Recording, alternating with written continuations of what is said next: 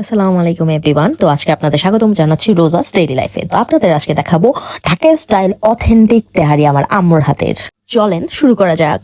Wash করা মাংসতে আমরা পেঁয়াজ দিয়ে দিলাম এবং ব্লেন্ড করা পেঁয়াজ, টমেটো, কাঁচামরিচের পেস্ট দিয়ে দিলাম। পরিমাণ মতো আদা, রসুন, টক দই, পোস্তা দানা পেস্ট, কাজু বাদাম পেস্ট, কাঠবাদাম পেস্ট, এলাচি গুঁড়া, দারুচিনি গুঁড়া, জয়ফল ও জয়ত্রী গুঁড়া, সয়া সস, টমেটো সস, তেজপাতা, লং, গোলমরিচ গুঁড়া, পরিমাণ মতো লবণ, পরিমাণ মতো তেল দিয়ে ম্যারিনেট করে দিব আধা ঘন্টা, যাতে মশলাগুলো ভিতরে ঢুকে। দেন হাই হিটে বসিয়ে দিব।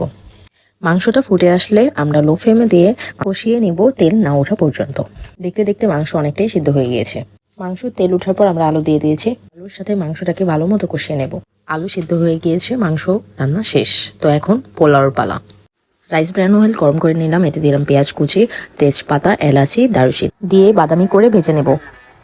এরপর আদা রসুন, স্বাদ মতো লবণ, 1.5 কেজি চালে 2 কেজি গরম পানি ও দুধ মিক্সড করে নেব। ফুটে আসলে এতে ওয়াশ করা চিনি গুঁড়া চাল দিয়ে দেব।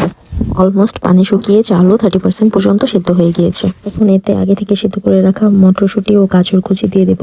এবার আমি এর মধ্যে তুলে রাখা মাংসটাকে অ্যাড করে দিচ্ছি। চাল আর মাংসটাকে ভালো করে মিশিয়ে নিচ্ছি। এবার তেহারিটাকে ঢেকে দিয়ে একদম লো আঁচে দমে দিব 10 থেকে 15 মিনিটের জন্য।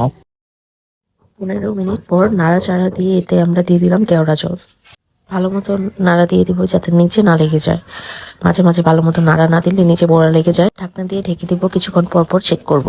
ভাই আমরা ঢাকায় রান্না মুরগির বিরিয়ানি খাইতে পারি না, আমগুলো তেহারি পছন্দ। কিন্তু অনেকে এই তেহারির যখন বিরিয়ানি করে না, তখন মেজাজটা যে খারাপ আছে। ভাই তেহারি তো তেহারি, তেহারির লগে কি কোনো কিছুর তুলনা হয়নি।